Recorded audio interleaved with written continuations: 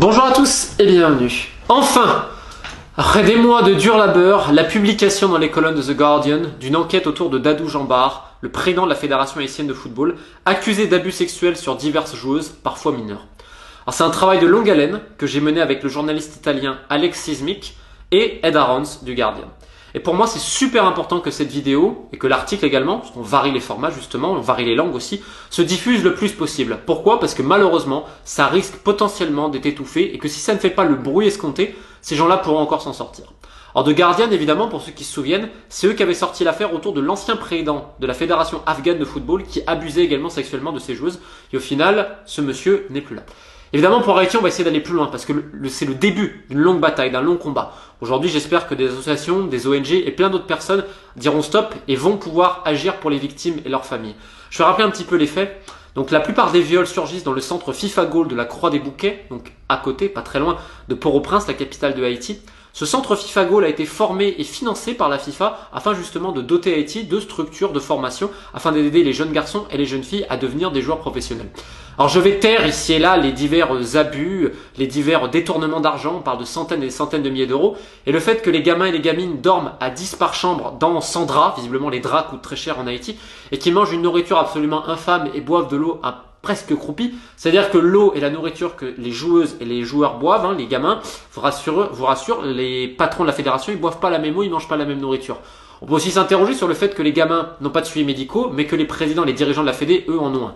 Bon, ça doit être un heureux hasard, encore une fois. Bref, je vais pas parler de ça, je vais surtout parler du fait qu'il y a des viols dans ce centre. Il y a énormément de viols, parce qu'il y a une personne, en l'occurrence, celle qui réveille et qui va coucher les joueuses, notamment, des fois va les voir. On parle de joueuses qui viennent très pauvres, parce que l'histoire du football haïtien, c'est l'histoire d'un pays qui est pauvre aussi. C'est-à-dire que beaucoup sont aussi orphelines ou orphelins. Parce que je vous rassure qu'il y a aussi des viols sur des jeunes garçons, mais on aura le temps d'y revenir aussi plus tard. Et donc, en fait, ces gamines-là, ça leur donne un toit, et même si c'est pas génial, c'est toujours mieux que la rue. Donc quand on te dit ça peut être dur pour toi, peut-être que tu ne vas pas être gardé, mais je peux t'arranger un rendez-vous avec le président, sois gentil, ça veut dire quoi? Ça veut dire qu'on a des gamines de 14 ans, j'ai notamment un témoignage qui est pas dans le livre, pas dans l'enquête, excusez-moi, 14 ans, elle a été convoquée, on lui a demandé de se déshabiller, parce qu'ensuite il fallait la dévierger. C'est-à-dire qu'on parle d'enfants parfois, de 14 ans, vierges, à qui on demande de se déshabiller pour qu'un espèce de malade de quasiment 70 ans. Et j'ai même pas la force de dire après ce qui se passe. J'ai même pas pu lui demander plus. Et je ne parle à d'autres victimes, des familles, etc. Parce que je peux pas. Je peux pas imaginer ce que c'est des enfants de 14-15 ans. Alors attention, les viols concernent aussi des joueuses plus âgées, parfois qui sont majeures de 18-20 ans. Tu en as certaines qui ont dû avorter, tandis que d'autres, à 16-17 ans, ont été enceintes. Elles n'ont pas avorté, sauf qu'une femme enceinte, évidemment, elle peut plus jouer au foot, donc on la dégage. La plupart, elles terminent dans la rue, dans la prostitution, dans la drogue. Certaines meurent à 20-25 ans. Tandis que les jeunes garçons, ceux qui sortent du centre, parfois, c'est la drogue, c'est les armes, c'est le banditisme et c'est aussi la mort, parfois avant 25 ans. C'est pas un centre de football, c'est un centre de la mort, le centre FIFA Goal de la Croix-des-Bouquets. Et c'est d'ailleurs marrant parce que toujours Dadou, donc le président de la Fédération haïtienne, nous dit les étrangers sont les bienvenus, etc. Ils sont tellement bienvenus que lors des dernières élections, en février, si je ne dis pas de bêtises, pour la présidence, des élections d'ailleurs plutôt illégales, puisqu'il n'y avait pas d'opposants et tout, j'en avais d'ailleurs largement parlé dans une première vidéo sur les mots du football haïtien. Bizarrement, c'est bizarre, on a interdit l'accès aux gens de la FIFA. Je sais pas, il y avait peut-être quelque chose à cacher. Alors là, depuis qu'ils sont au courant, parce qu'ils ont obtenu un droit de réponse, etc., et ça a mis du temps à être publié, il y a eu des pressions ici et là, je vous le rassure, ils essayent de mettre un coup de pinceau, ils essayent de nettoyer le bordel qu'ils ont créé. Mais tu pourras jamais réparer le fait qu'il y a plus de centaines de victimes. On parle de centaines de victimes et plein d'autres choses. Il y a d'autres crimes, d'autres choses absolument abominables qui dépassent évidemment le crime sexuel qui seront expliqués bientôt. C'est que le début des hostilités. Un grand merci au peuple haïtien, un grand merci aux victimes, aux familles pour leur confiance, parce que ça n'a pas été facile, vous vous doutez bien. Moi, je vais essayer d'aller le plus loin possible, sachant que je n'ai aucune confiance dans la FIFA, qui n'a dit absolument rien. Et je vais me prouver d'ailleurs les mails que je leur ai envoyés, parce que je n'ai absolument rien à cacher. Et je pense que c'est important vis-à-vis des gens d'être transparent. Quand la FIFA m'a officiellement demandé de l'aide pour cette affaire, de l'aide, parce que j'avais alerté la FIFPro, syndicat mondial des joueurs, à travers quelques amis, j'avais monté les dossiers des victimes, etc. La FIFPro redonne la patate chaude à la FIFA, parce que visiblement, on se chie bien dessus, parce que violer des Haïtiennes, des Sierra-Léonaises ou des Gabonaises, visiblement, ça importe pas grand monde après tout. Il y a des trucs qui m'énervent. Comme m'a dit quelqu'un, il m'a dit tu prends trop à cœur. Et je lui ai dit ça avait été ton gamin. Ah, ça avait été mon gamin, ce serait différent. Mais à quel moment l'être humain est descendu aussi bas pour dire en gros c'est mon gamin, ça importe, mais c'est le gamin du voisin qui se fasse enculer, c'est pas grave, à 13-14 ans? Mais à quel moment on est tombé aussi bas pour toujours fermer les yeux parce qu'on dit j'ai peur? Mais on va avoir peur jusqu'à où?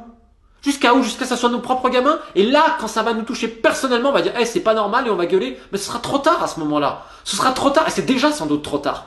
Mais au bout d'un moment, je sais que c'est une bataille mythique et tu coupes une tête, il y en a 7 autres qui réapparaissent, mais on va pas non plus fermer notre gueule. Je sais que la seule solution, c'est de couper toutes les têtes en même temps et que j'en ai pas la capacité, pas grand monde en a la capacité, mais c'est pas en fermant notre gueule que ça va changer quelque chose. Bref, j'y retourne. Ce qui m'énerve un peu, mais ça me tient à cœur.